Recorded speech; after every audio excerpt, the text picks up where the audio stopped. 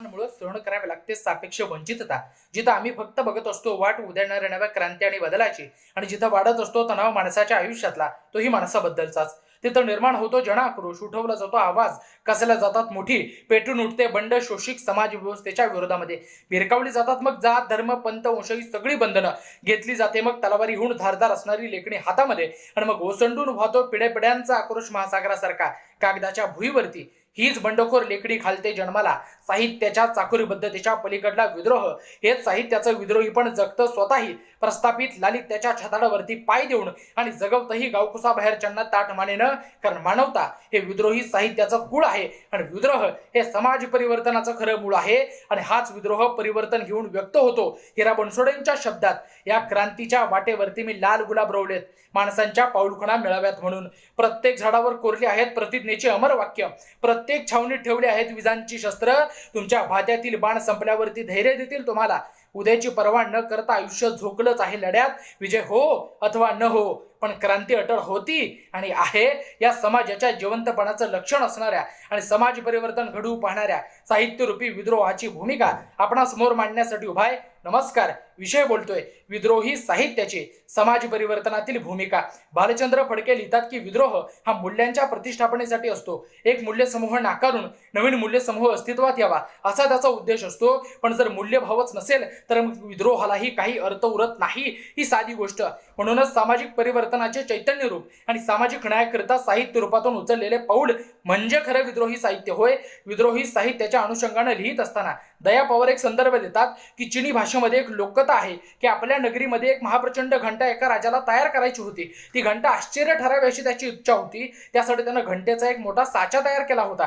मग उकळते रसायन त्या साच्यामध्ये अनेक वेळा ओतले गेले, पण ती घंटा मात्र आकार घेत नव्हती. त्याला सतत तडा जात होता व कालांतराने शेवटचा प्रयत्न म्हणून उकळते रसायन साच्यामध्ये ओतले गेले. तेव्हा तिथं काम करणारा एक कारागीर त्या उकळत्या रसात लोटला गेला. त्याचे शरीर रक्त हाडे हे सगळं त्यामध्ये मिसळून गेलं आणि जगातील महान अशी घंटा आकाराला आली.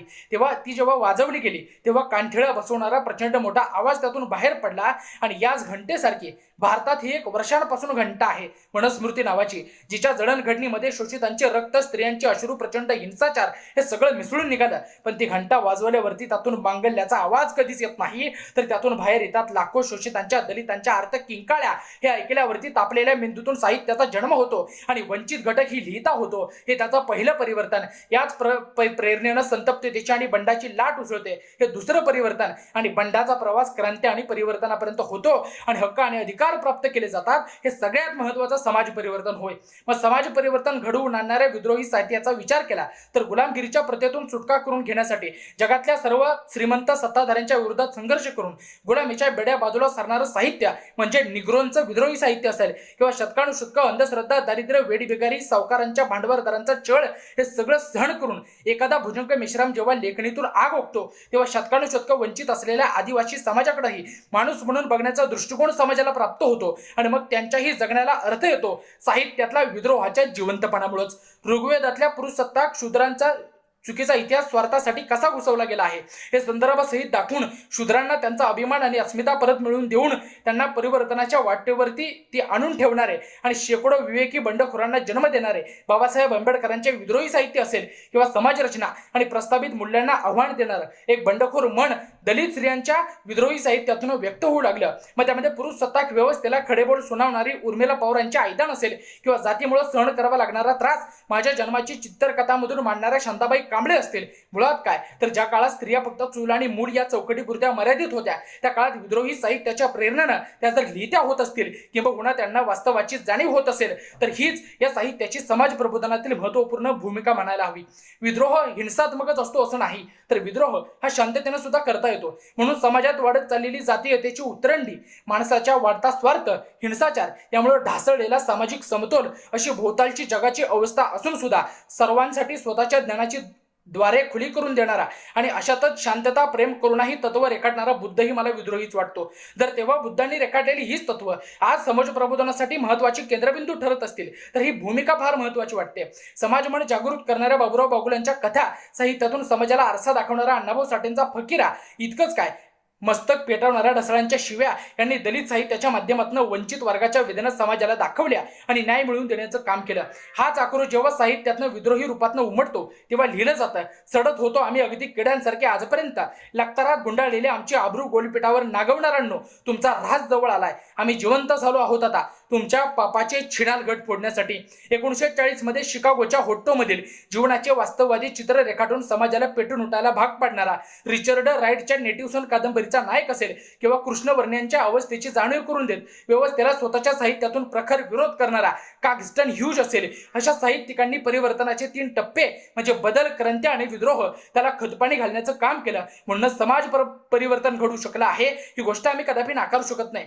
तुकोबा चोखोबणापासून आंबेडकर ढसाळांपर्यंत प्रस्थापित व्यवस्थेच्या विरोधामध्ये लिहिल्या गेलेल्या साहित्यानं तत्कालीन काळामध्ये संघर्षमय बंड तर केलंच, पण आज जेव्हा आमच्या सुअस्तित्वावरती प्रश्नचिन्ह उभं राहतं तेव्हा आम्हाला जर त्यांचं तेच साहित्य प्रेरणादायी ठरत असेल तर मग हीच बदलाची, विद्रोहाची आणि क्रांतीची खरी नांदी आहे असं म्हटलं तर वावगं ठरू नये. साहित्य हे विवेक, तर्क आणि नैतिकता या त्या 3 गोष्टींवर प्रामुख्यानं समाज मनामध्ये रुजवण्याचं काम करत असतं आणि त्यातच विद्रोही साहित्य ते अधिक प्रखरपणे करतं. एकंदरीत समाज परिवर्तनासाठी आणि समाजाच्या विकासासाठी विवेक, तर्क आणि नैतिकता ही 3 मूल्य समाजामध्ये असणं गरजेचं असतं. मग जर हीच मूल्य साहित्याच्या माध्यमातून पेरली जात असतील तर मग यापेक्षा मोठी आणि ठाम विद्रोही साहित्याची समाज परिवर्तनामध्ये दुसरी कोणती भूमिका असेल असं मला तरी वाटत नाही. म्हणून या विषयाचा निष्कर्ष शेवटी इतकाच सांगेल की समाज परिवर्तन घडवू पाहणाऱ्या याच विद्रोही साहित्याला आता लागू नये कोणाचाही दंभस्पर्श त्याने निस्तनाबूत करून टाकाव्यात. सांस्कृतिक दहशतवादाच्या झुंडी नकाराच्या जाळ्याला कातरून उभं करावे नवधरण ज्यात उपजेल मानवतेचं बीज तरारून, कारण हेच विद्रोही साहित्य म्हणजे एक असा मंच जो खुला असतो सर्वांसाठी, जो उचलून धरतो मानवतेचा ध्वज आभाळापार आणि टाकतो दान शोषितांच्या पदरामध्ये स्वीकाराचं. तोच मानवतेचा ध्वज आपल्याही हाती कधीतरी यावा येईल का आशावाद. शेवटी भीमराव तांबेंच्या शब्दात इतकंच, मुर्दांडांच्या नसानसात तुलाच करावं लागेल धर्मनिरपेक्ष राष्ट्रप्रेम आणि आता तुलाच व्हावं लागेल नायक क्रांतीचा, कारण प्रेत कधीच करत नाहीत विद्रोह. मनपूर्वक धन्यवाद. मुक्काम पोस्ट जायगवान, तालुका कवठे महांकाळ, जिल्हा सांगली. संघर्ष फाउंडेशन आयोजित सावित्री ज्योती करंडक राज्यस्तरीय ऑनलाईन वक्तृत्व स्पर्धेत मला नामांकन दिल्याबद्दल मी माननीय परीक्षकांचे आणि या उपक्रमाच्या आयोजकांचे आभार मानू इच्छितो. त्यानंतर मी आपले विचार आपल्या समोर मांडतो. माझा आजचा भाषणाचा विषय आहे विद्रोही साहित्याची समाज परिवर्तनातील भूमिका. विद्रोही साहित्यासारख्या विषयाचा भाषणात उल्लेख करताना विद्रोही साहित्य म्हणजे नेमकं काय किंवा साहित्यासारख्या बहुश्रुत किंवा मानवी मनाला हात घालणाऱ्या विषयात विद्रोह कुठून आला हे सांगणं मला इष्ट वाटतं. विद्रोही साहित्याची पाळंमुळं ही समाजातील एका सबल घटकाकडून दुर्बल घटकाला छळलेल्या, त्रास दिलेल्या वेदनांमध्ये, यातनांमध्ये आणि हालापेष्टांमध्ये घट्ट रुजलेली आहेत. विद्रोही साहित्य हा कल्पनाविष्कार नाही, कल्पनेनं चितारलेलं हे चित्र नाही, तर विद्रोही साहित्यात वास्तवता प्रकट होते. वास्तवाची आणि दुर्बल समाजाने, मागासवर्गीय समाजाने भोगलेल्या हालापेष्टांची एक ठसठसणारी आणि ठणकणारी किनार विद्रोही साहित्याला आहे. विद्रोही साहित्य निर्मितीच्या वेळेस डॉक्टर बाबासाहेब आंबेडकरांनी दलित साहित्यिकांना एक आवाहन केलं होतं की तुम्ही तुमच्या लेखनातून उदात्त उच्च विचार मांडा, संकुचित आकुंचित विचारांना तुम्ही पाठिंबा देऊ नका. आपल्या भारतातील वंचितांचं, मागासवर्गीयांचं दुःख आभाळा एवढं मोठं आहे, तर ते दुःख आपल्या लेखनातून चित्रित करा. आपल्या लेखनातून त्यांना सहानुभूती नव्हे, उपकार पण नव्हे, हक्क आणि त्यांच्या हक्काचं जे काही आहे ते सगळं मिळायला हवं आणि हीच खरी मानवता. 1960च्या दशकानंतर महाराष्ट्राची साहित्य परंपरा खऱ्या अर्थानं समृद्ध झाली. महाराष्ट्राच्या साहित्य परंपरेत अनेक नवे प्रवाह उदयाला आले. ग्रामीण साहित्य, कामगार जीवनाला चित्रित करणारं कामगार साहित्य, दलित साहित्य आणि विद्रोही साहित्य. या सर्व साहित्य प्रकारांपैकी विद्रोही साहित्य मला काकणभर जास्त उजवं वाटतं, आपलंसं वाटतं, कारण ते सर्व समावेशक आहे. जे काही खरं आहे ते विद्रोही साहित्यात लिहिलेलं आहे, ही फक्त कल्पना नव्हे. सवर्णीयांनी एकत्र जमावं, दलितांना, तथाकथित दलितांना, तथाकथित मी मुद्दाम म्हणू इच्छितो कारण दलित हा भूतकाळ झाला आणि समानता हा वर्तमान आहे. तथाकथित दलितांना अद्वातद्वा बोलावं, त्यांच्यावर घाणेरडे आरोप करावेत, जातीयवादी विशेषणं वापरावीत, त्यांची सावली सुद्धा घराच्या ओसरीवर पडणं म्हणजे घर बाटलं आणि पाणवठ्याच्या रहाटाला जरी त्यांनी शिवलं, स्पर्श केला, कारण ते अस्पृश्य ना, स्पर्श केला की पाणी किंवा तो पाणवठा विटला म्हणावं. ज्याला अंगभर नेसायसाठी जुनेर नाही, ज्याला 2 वेळेच्या जेवणासाठी अन्न नाही, ज्याला समाजात मान नाही किंवा समाजात तो घटक आहे हेच मुळी समाजाला मान्य नाही, हे या समाजाचं केवढं मोठं दुर्दैव. आणि हेच दुःख चित्रित करण्यासाठी भूक म्हणजे काय, यातना म्हणजे काय, तळमळ म्हणजे काय, हे सर्व जगाला पटवून देण्यासाठी, जगासमोर उभं करण्यासाठी आणि समाजाचे डोळे उघडण्यासाठी विद्रोही लेखकांनी जीवाचा आटापिटा केला. या लेखकांमध्ये आद्य म्हणायचे झाले तर महात्मा फुले, अण्णाभाऊ साठे, त्यानंतर गंगाधर पानतावणे, केशव मेश्राम यांसारखे कवी, लेखक, त्यानंतर दया पवार आणि आता दंगलकार नितीन चंदनशिवे यांसारख्या कवींनी, लेखकांनी आणि म्हणजे थोडक्यात साहित्यिकांनी आपल्या लेखनातून समाजातील उच्चवर्णीय किंवा उच्चभ्रू म्हणवणाऱ्या घटकाकडून जे दलित आहेत किंवा जे मागासवर्गीय आहेत, सर्वांगीण दृष्ट्या जे खालच्या पातळीवर आहेत, अशा लोकांना होणारा त्रास आपल्या साहित्यातून चित्रित केला आणि समाजाची एक फळीच्या फळी उलटवून टाकण्याचा एक यशस्वी प्रयत्न आपल्या साहित्यातून केला. ही दलित साहित्याची किंवा दलित साहित्यातील विद्रोही प्रवाहाची ताकद आहे असं म्हटल्यास गैर ठरणार नाही. क्रांतिकारकाप्रमाणेच समाज व्यवस्था बदलण्याचा एक प्रयत्न विद्रोही साहित्यिकांनी केला. आंबेडकर आणि गांधी किंवा बामणवाडा यांसारखी नाटकं किंवा मरण स्वस्थ होत आहे, मी जेव्हा जात चोरली होती यांसारख्या कादंबऱ्या आणि लोकनाथ यशवंतांसारख्या किंवा महात्मा फुलेंसारख्या कवींनी लिहिलेले फटके किंवा कविता हे खऱ्या अर्थानं विद्रोही साहित्याचे वैभव ठरले. सावरकरांनी, तात्यारावांनी म्हटल्याप्रमाणे जेव्हा मला कोणी विचारेल की तुझी जात कोणती आणि तुझा धर्म कोणता, तेव्हा मला हे सांगायला आवडेल की माझी जात माणुसकीची आणि धर्म मानवतेचा. हे असं जेव्हा आपण सांगायला सुरुवात करू तेव्हा खऱ्या अर्थाने समाजाची आजूबाजूची परिस्थिती बदलेल आणि या विद्रोही साहित्यिकांच्या कष्टाचं चीज होईल, हे असं मला वाटतं. उदाहरणादाखल इथं मी जेव्हा जात चोरली होती या बाबुराव बागुलांच्या कवितेचं कादंबरीच्या मध्यवर्ती कल्पना सांगावीशी वाटते की एक खेड्यातला दलित मुलगा शहरात नोकरीनिमित्त जातो, त्याला उच्चभ्रू रहिवासात राहायचं असतं, परंतु त्याची जात जेव्हा विचारली जाते तेव्हा त्याच्या मनाला प्रचंड क्लेश होतात आणि जातीसाठी त्याला राहायला जागा मिळत नाही. आपण इतके दिवस इतक्या मागास वस्तीत राहिलो, आता उच्चभ्रू वस्तीत राहण्याचा, शिक्षण घेतल्यावर, नोकरी मिळाल्यावर या वस्तीत राहण्याचा, सर्वांगीण दृष्ट्या उच्च झाल्यावर या उच्चभ्रू वस्तीत राहण्याचा आपल्याला अधिकार आहे असं वाटून तो उच्चभ्रू वस्तीत जातो आणि आपली जात लपवतो, आपण सवर्णीय आहोत असं सांगतो. तेव्हा त्याला घर मिळतं, नोकरीच्या ठिकाणी जीवाला जीव देणारे मित्र भेटतात, पण त्याच मित्रांना जेव्हा हा दलित आहे हे समजतं तेव्हा त्याची सगळे तुसडेपणाने वागायला सुरू करतात, त्याच्याकडून घर काढून घेतलं जातं. आणि या नायकाचे मनोअवस्था या मी जेव्हा जात चोरली होती या विद्रोही कादंबरीतून स्पष्ट होते. हीच विद्रोही कादंबरीची किंवा विद्रोही लेखनाची ताकद.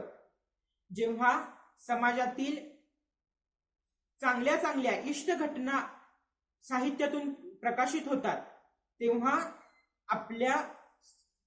आपल्या काळजापर्यंत त्या पोहोचत नाहीत, परंतु विद्रोही साहित्यातील वास्तव आपल्यापर्यंत पोहोचतं तेव्हा ते काळजाचा ठाव घेणार असतं.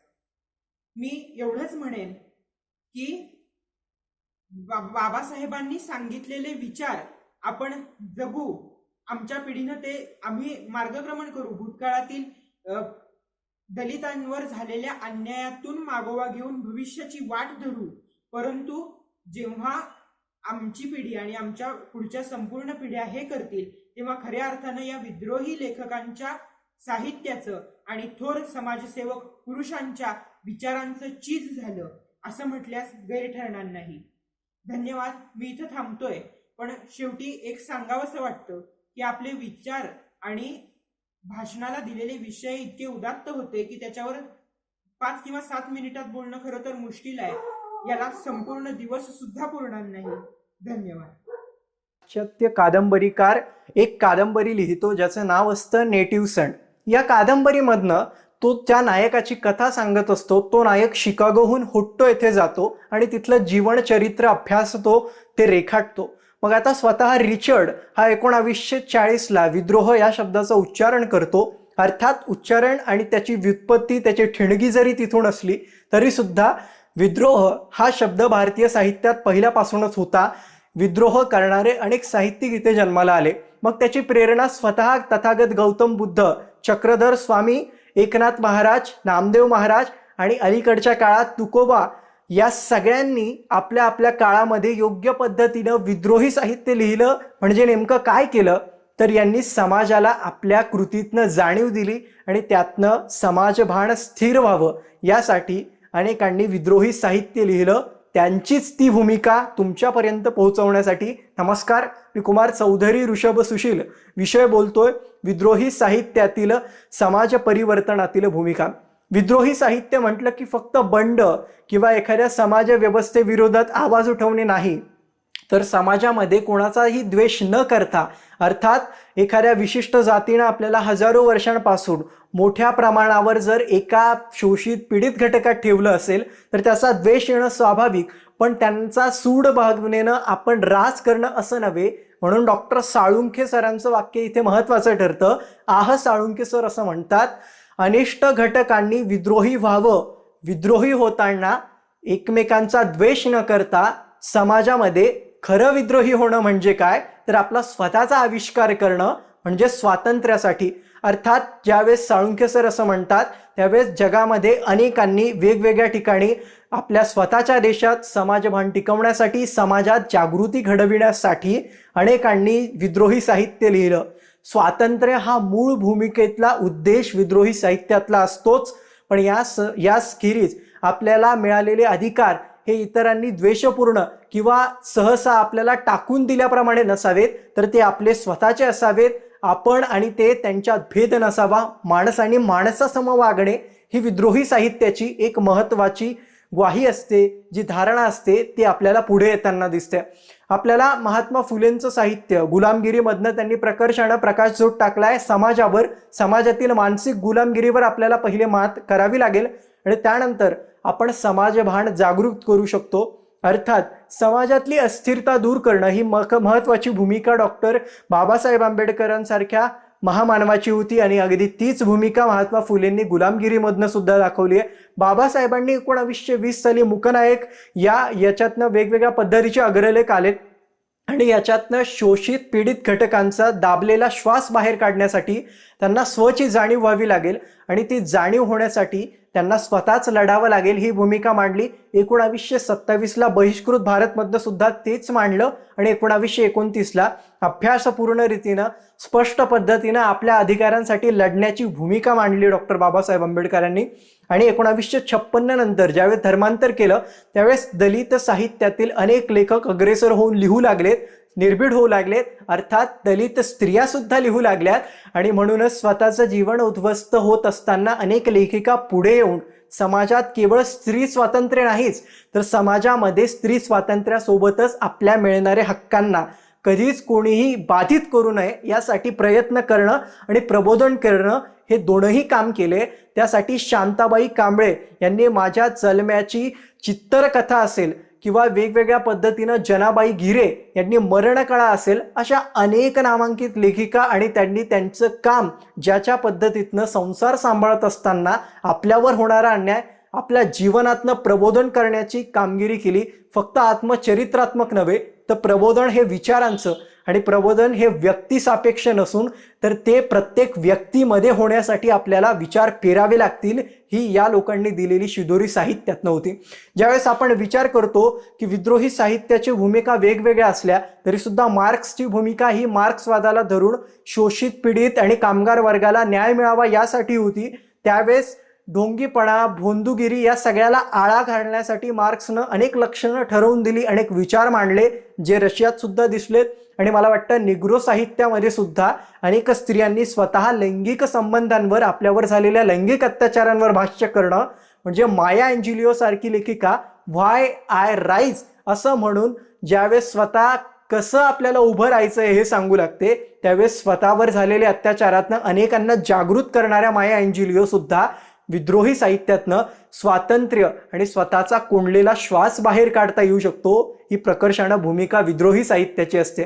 मनुष्य जातीमध्ये एका विशिष्ट जातीनं आपल्याला अडकून ठेवून आपल्यावरचे अन्याय अत्याचार केले असले तरी सुद्धा त्यांना त्या अन्यायाची जाणीव करून त्यांना त्याच्या विरुद्ध पाऊल उचलायला भाग पाडणं हा सुद्धा विद्रोही साहित्याची एक महत्त्वाची भूमिका असते, जी फक्त मारून मुटवून नाही तर विचारातून केली जाते. आणि म्हणूनच योग्य वेळेस आदिवासी साहित्यामध्ये सुद्धा आपल्याला योग्य कवी कवयित्री दिसतात.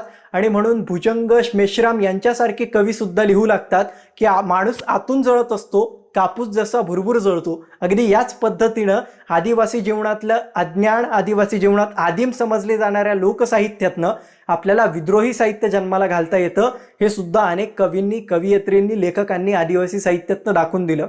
मग जगामध्ये योग्य वेळेस अनेकांनी स्वतःचे साहित्य निर्माण करत विद्रोह करणं म्हणजेच काय, फक्त एखाद्या विशिष्ट समाजरचनेमध्ये बदल करणं नव्हे, तर समाजरचनेमध्ये प्रत्येकाला अधिकार मिळण्याबरोबरच स्वतःला व्यक्तिगतरित्या खुश होणं आणि आनंदात स्वतःचं आयुष्य जगण्यासाठी प्रेरित करणारं लेखन जे अनेकांनी केलं हा महत्त्वाचा उद्देश असतो, जो विद्रोही साहित्याची महत्त्वाची भूमिका इतके दशकं राहिली आहेत की प्रत्येकाला स्वतः निर्भीडपणे लिहिता यावं, बोलता यावं, शिकता यावं आणि प्रत्येक स्त्रीला निर्भीड होता यावं, अन्याय अत्याचाराबद्दल बोलता यावं, दुःख, यातना, वेदना या सगळ्या पलीकडे जाऊन आपल्याला लिहिता यावं, बोलता यावं आणि त्यातूनच क्रांती जन्माला घालता यावी, ही ठिणगी जन्माला घालता यावी जी अण्णाभाऊ साठेंनी त्यांच्या काळात घातली. बाबूराव बागुल यांनी मी जेव्हा जात चोरली याच्यामधनं घातली, मरण स्वस्त आहे याच्यातनं घातली. मला वाटतं हे साहित्य जन्माला घालता येतं, पण आपल्यात तो आत्मविश्वास निर्माण करण्यासाठी विद्रोहाची मशाल तू हाती घे. तुझ्या मनात बुद्ध असू दे, तुझ्या विचारात आंबेडकर असू दे, ते असलंच तर विद्रोह जन्माला येतो आणि त्यातनं समाज बदलतो. तो बदलावा इतकाच आशावाद. मनपूर्वक धन्यवाद. करकरीत कागदाच्या भुईवरती भटकंती करताना अवतीभोवती अक्षर आणि शब्दांची पडझड असली म्हणून कुणी साहित्यिक होत नसतो. नजरेच्या टप्प्यात वास्तवाला टिपून काळजाचा तुकडा जेव्हा भाजून निघतो तेव्हा वास्तवाच्या चटक्यांशी संभोग करणारा साहित्यिकाच्या पोटी विद्रोह जन्म घेतो. वेदनेची उशाने आक्रोशांचं पांघरून घेऊन निजलेल्या कैक माणसांना जेव्हा जाग येत नाही तेव्हा त्यांच्यासाठी झुंजीचं आणि बंडाचं शस्त्र घेऊन शब्द रूपानं पोहोचावं लागतं. तेव्हा विद्रोही साहित्य जन्म घेतं, चळवळी उभ्या राहतात आणि समाज परिवर्तन होतं. अगदी याच विषयावर बोलण्यासाठी तुमच्या समोर उभा आहे काळंगे सुजित श्रीमंत कर्मवीरभाऊराव पाटलांच्या छत्रपती शिवाजी कॉलेज साताराचा विद्यार्थी. विषय बोलतोय विद्रोही साहित्याची समाज परिवर्तनातील भूमिका. प्रस्तुत विषयाची मांडणी करत असताना संस्कृत साहित्यिक बामह दंडी यांचं एक साहित्याविषयीचं मत मांडणं अत्यंत महत्वाचं वाटतं.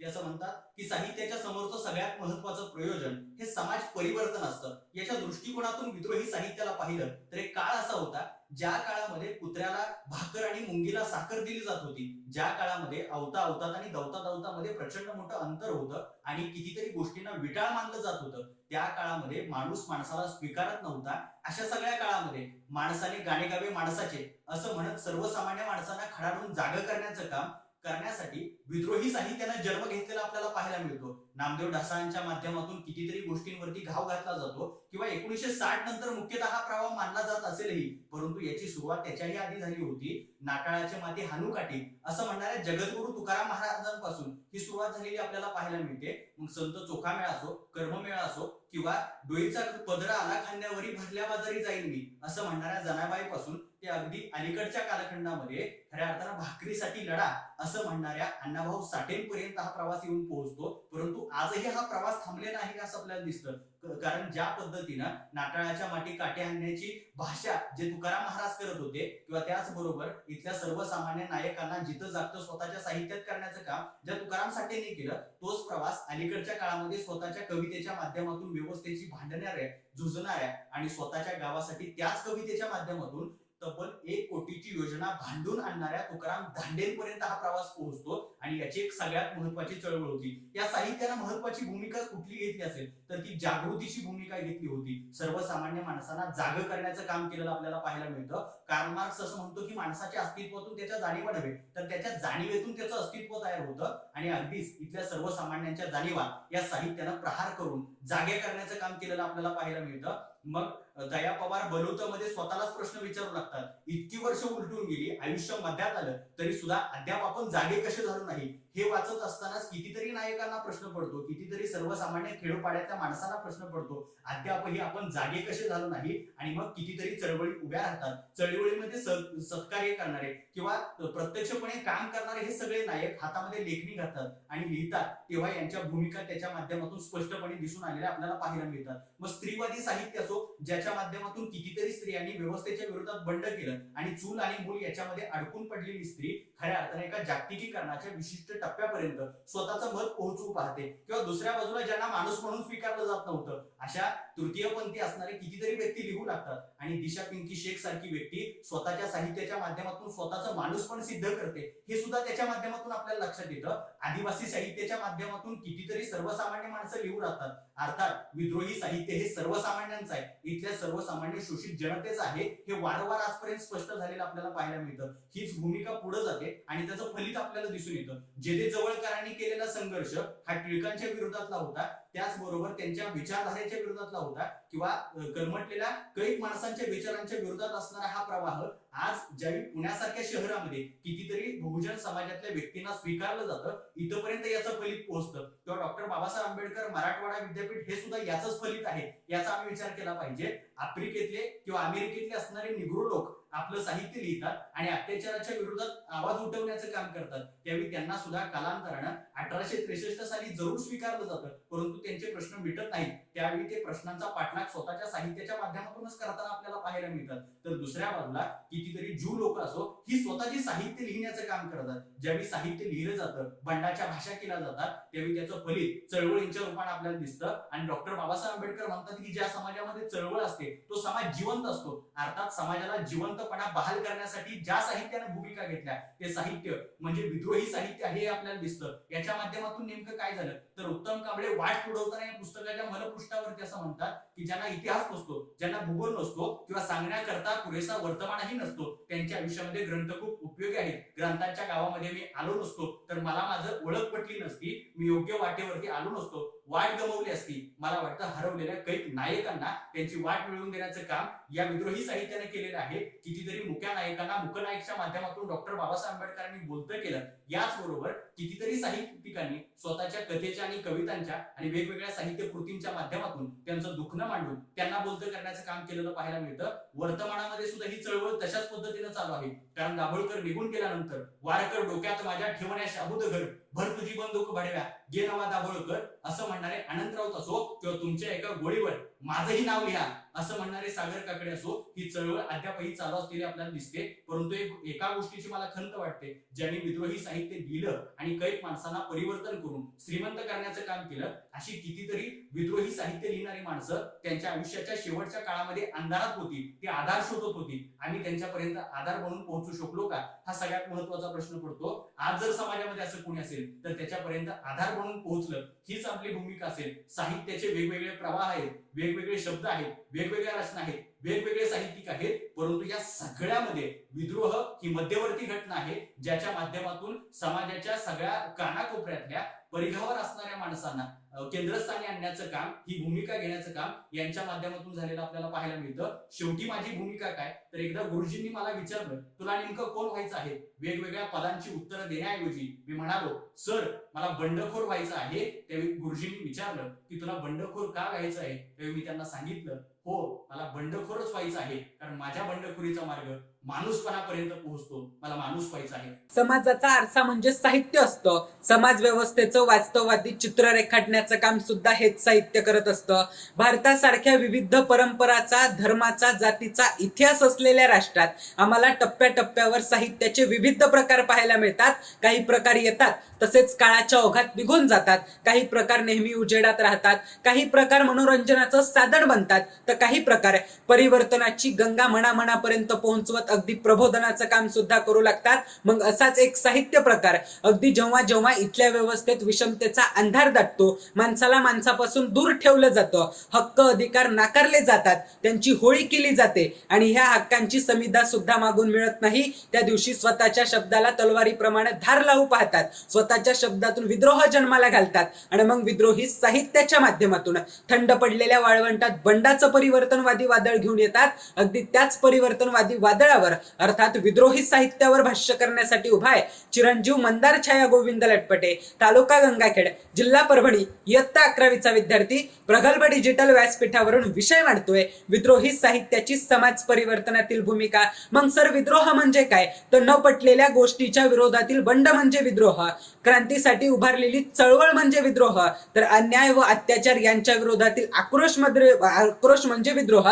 मग आम्ही बंड पाहिले, चळवळ पाहिलाय, त्याचबरोबर आम्ही विद्रोहही पाहिलाय. पण ज्या ज्या दिवशी विद्रोह हा साहित्याच्या माध्यमातून बंड करू पाहतो, त्या दिवशी तो क्रांती भासू लागतो. मग शेतकऱ्याचा आसूड व्यक्त करण्यासाठी सर्वात पहिल्यांदा विद्रोही भूमिका फुले यांनी दिली. पुढे अन्याय करणारापेक्षा अन्याय सहन करणारा जास्त गुलाम असतो, तो जास्त दोषी असतो, अशा जाणीवेतून आमच्या इथं दलितांनी खितपत पडलेल्या व्यवस्थेतील पीडितांनी सुद्धा मग बंडखोरीची तलवार हाती घेतली. डॉक्टर बाबासाहेब आंबेडकरांच्या प्रेरणेतून हक्क मागणारा, स्वतःचे अधिकार मागणारा एक स्वाभिमानी गट समोर आला आणि तोच स्वाभिमानी गट अगदी विद्रोही साहित्यिक म्हणून स्वतःच्या सुशिक्षितपणातून इथल्या व्यवस्थेला जबाब विचारण्याचं काम करू लागता. अगदी याच साहित्यिकांपैकी एक असलेले अण्णाभाऊ साठे अगदी स्वातंत्र्याच्या दुसऱ्याच दिवशी ये आजादी झुटी है क्योंकि इस देश की जनता भूकी है असं म्हणत अगदी अन्नाच्या प्रश्नाच्या बाबतीत इथल्या व्यवस्थेला सवाल विचारू लागतात. तर जग बदलण्यासाठी जग बदल घालून घाव माझं सांगून गेले भीमराव या कवितेच्या माध्यमातून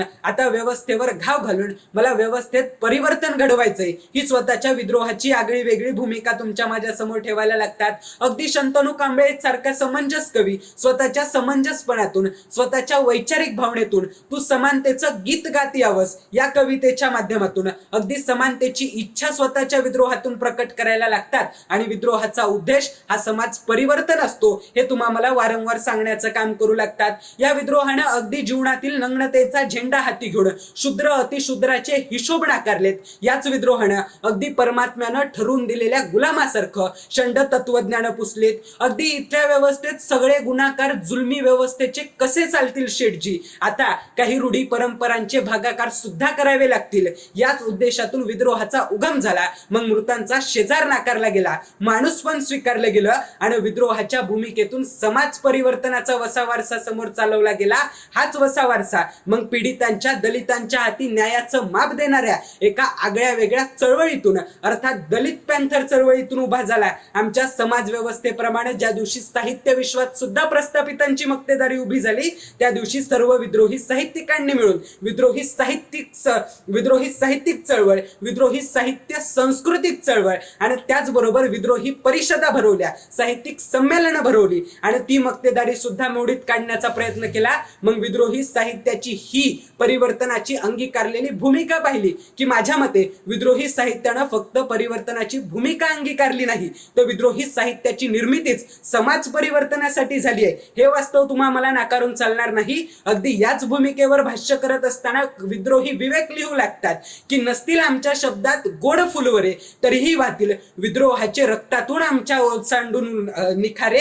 मग सर, हेच विद्रोहाचे निखारे कधी कधी स्त्रीवादाला आणि अगदी इथल्या स्त्रियांच्या इतिहासाला मुक्तता देणाऱ्या सीमा द वोल्वा या लेखिकेच्या साहित्याच्या विद्रोहातून दिसायला लागतात. तर हाच प्रवास भले तरी म्हणे कासेची लंगोटी, नाथाळाच्या माती हनुकाठी असं म्हणत व्यवस्थेतील अनिष्ट रूढी परंपरा मुठमाती देणाऱ्या तुकारामांच्या विद्रोहापर्यंत अगदी इथल्या व्यवस्थेला जहाल शब्दात जबाब विचारू लागणाऱ्या आजच्या नामदेवापासून ते कालच्या नामदेवापर्यंत अगदी इथल्या व्यवस्थेला रांड चिनाल ह्या व्यवस्थेतून संबोधून सुद्धा तिला शाब्दिक चोप देण्याचं धाडस दाखवण्यापर्यंत झालेला दिसायला लागतो. मग आगळा वेगळा विद्रोह तर जिवंत असणाऱ्या तारिक फतेह यांनी इस्लामच्या कट्टरतेविरुद्ध आणि त्याच विरुद्ध इस्लामच्या भ्रमाविरुद्ध केलेला वाटू लागतो.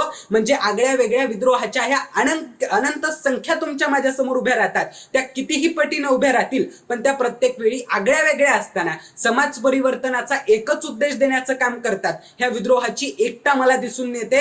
मग ह्याच विद्रोहाच्या फलश्रुतीच्या स्वरूपात जामियाचे विद्यार्थी स्वतःच्या तोडक्या मोडक्या साहित्याच्या माध्यमातून तिथल्या प्रस्थापित टीचर्सच्या विरोधात, तिथल्या प्रस्थापित प्राध्यापकांच्या विरोधात ज्या दिवशी बंड पुकारू लागतात आणि स्वतःचा विद्यार्थी म्हणून हक्क स्वातंत्र्य मागू लागतात, त्या दिवशी ही फलश्रुती मला विद्रोहाचं भवितव्य दाखवणारी वाटू लागते. मग एकंदरीत सर वर्तमानाविषयी बोलत असताना फक्त विद्रोहाचा अभिमान सांगण्यापेक्षा आजच्या विद्रोहाची भटकती भूमिका, विद्रोहाचा उद्देश कमकुवत होत चाललाय, त्याचबरोबर मुख्य प्रवाहाकडून विद्रोहाकडे दुर्लक्ष होत चाललंय आणि विद्रोहाची एकता हरवलीये हे वास्तव मांडणं मला गरजेचं वाटायला लागतं. मग याच परिस्थितीवर भाष्य करत असताना विजयानंद जाधव नावाचा कली लिहितो, वा भीमा बघ तुझं बाळ आता पुन्हा गुलाम म्हणून जगायला लागलंय. मग हा विद्रोहाच्या विरोध विजयानंदनं केलेला विद्रोह मला गौतम बुद्धांनी दिलेल्या विवेकी विद्रोहाची खरी भावना सांगणारा आणि विद्रोहाच्या विरोधात विद्रोह करून, विद्रोह म्हणजे बंड पुकारणं, विद्रोह म्हणजे अविचारांना जोड न देता आता कुविचारांना मुठमाती देऊन इथं विचारांची आणि सुविचारांची लागवड करणं असतं, हा मोठा आशय तुम्हा मला देऊ लागतो. मग आता एकानं टाकलेल्या 100 पावलापेक्षा 100 जणांनी पावलेलं एक टाकलेलं एक पाऊल हे जास्त महत्वाचं आहे. ते तुम्हा मला इथल्या व्यवस्थेला सुखकर करणारं असेल आणि तुम्हा मला विद्रोहाचा वसा वारसा देत असताना इथं समाज परिवर्तनाची भूमिका असंच राबवणार असेल, ते असंच राहो. इतकाच माफक आशावाद. मनपूर्वक धन्यवाद. आदरणीय अतिथी सन्माननीय परीक्षक वर्ग ऑनलाईन स्पर्धा घेणारे संघर्ष फाउंडेशन कोल्हापूर व शाहू फुले आंबेडकर या विचारांचे सर्वच मान्यवर, निमगीरची शान दोंड्या डोंगराचा अभिमान, मी मारुती जनाजी साबळे निमगीरकर, तालुका जुन्नर, जिल्हा पुणे, आपणासमोर विषय मांडतोय. महामानवास मिळाली समाजाची नस, विषमतेच्या महामारीवर संविधानाची लस. सोसाट्याचा वारा सुटावा, निळ्याभोर आकाशामध्ये ढगांनी गर्दी करावी आणि या काळ्या कुट्ट ढगांनी गर्दी केल्यानंतर चिमणी पाखरांनी घरट्याकडे यावं आणि शांत बसावं. रानात चुकलेल्या गायी गुरांनी हंबरडा फोडावा, माणसांची तारंबळ उडावी आणि अशातच ढगांनी गडगडाट करावा, विजांनी कडकडाट करावा आणि भूतलावर लख प्रकाश पडावा. बस असंच काहीच एका मानवानं करून दाखवलं आणि ते पुढे महामानव झाले. अथांग सागर एकत्र करून शाही बनवली जरी, मेरू हिमालय करून लेखणी खुशाल धरू द्या करी.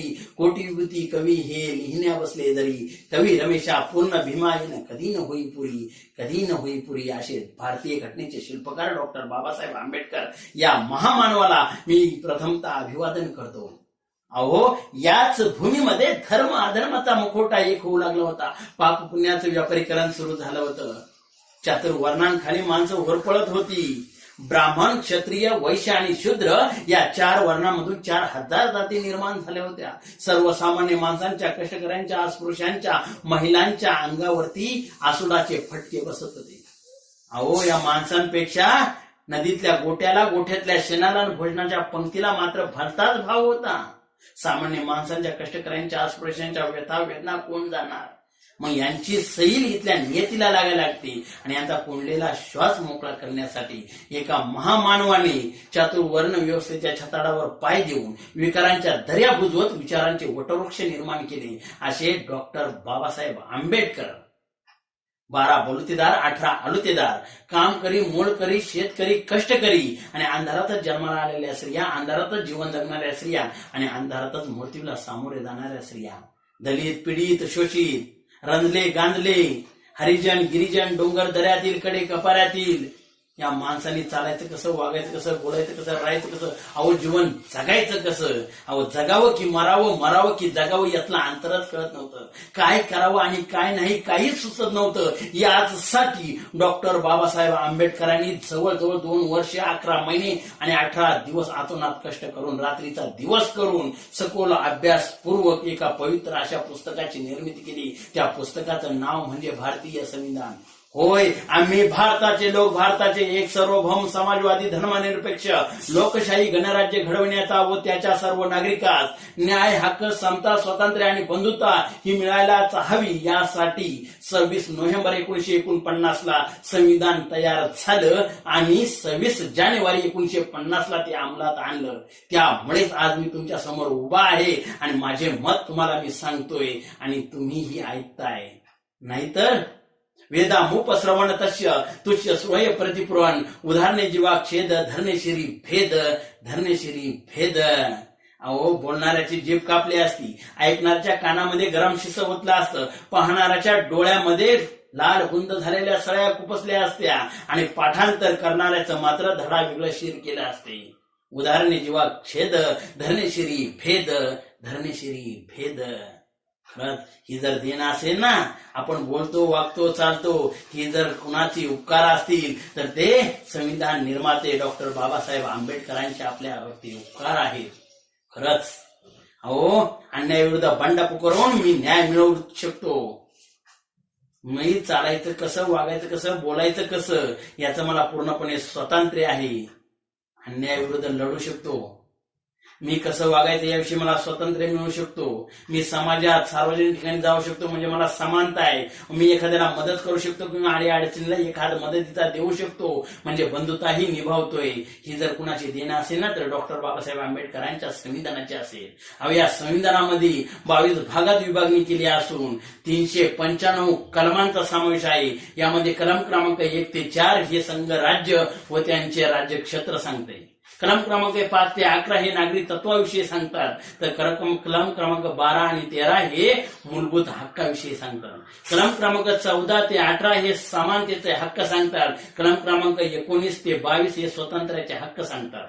कलम क्रमांक 23 आणि 24 हे शोषणाविरुद्ध कायदे सांगतात. तर कलम क्रमांक 25 ते 30 हे धर्म परिवर्तन व धर्म स्वातंत्र्याचा हक्क सांगतात. यामध्ये जैन, बौद्ध, ख्रिश्चन, मुस्लिम, शीख आणि लिंगायत हे धर्म संरक्षणाचे कायदे आहेत.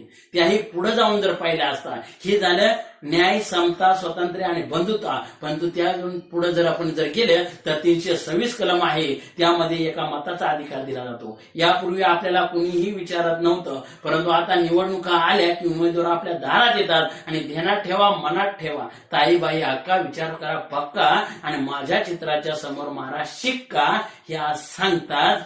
ही जर देण कुणाची असेल ना आणि आपल्याला जर अधिकार असेल कोणी दिला असेल ना तर हा एकमताचा अधिकार दिलाय तर डॉक्टर बाबासाहेब आंबेडकरांच्या संविधानामुळे. नाहीतर आपल्याला कुणीही विचारत नव्हतं. अहो, हे तर सोडा, पण आपल्याला जन्म देणाऱ्या आई, आपली बहीण किंवा आपल्या पत्नीला म्हणजे ह्या स्त्रियांना फक्त चूल आणि मूल या पलीकडे थाराच नव्हता. कारण का जुनाट चाली, रीती, रूढी, परंपरा यांनी पूर्णपणे दाबून ठेवलं होतं. परंतु आज आपण पाहतोय प्रत्येक स्त्री ही पुरुषाच्या खांद्याला खांदा लावून काम करते, काबड कष्ट करते, नोकरी करते व उच्च स्थानापर्यंत जाऊ शकते. ही जर देण कुणाची असेल ना तर ती भारतीय घटनेचे शिल्पकार डॉक्टर बाबासाहेब आंबेडकरांच्या संविधानाची आणि हिंदू कोडबिलाची. म्हणून अशा प्रकारे या महामानवाला या न्यायाविरुद्ध ग्रासलेल्या समाजाची नस मिळाली आणि या विषमतेच्या महामारीवर संविधान रूपी लस शोधली आणि आज माणसाला माणसाशी माणसासम वागणे हे खरं करणाऱ्या या महामानवाला मी शतशः नमन करतो आणि या विचारपीठाची रजा घेतो आणि थांबतो. जय हिंद, जय माझा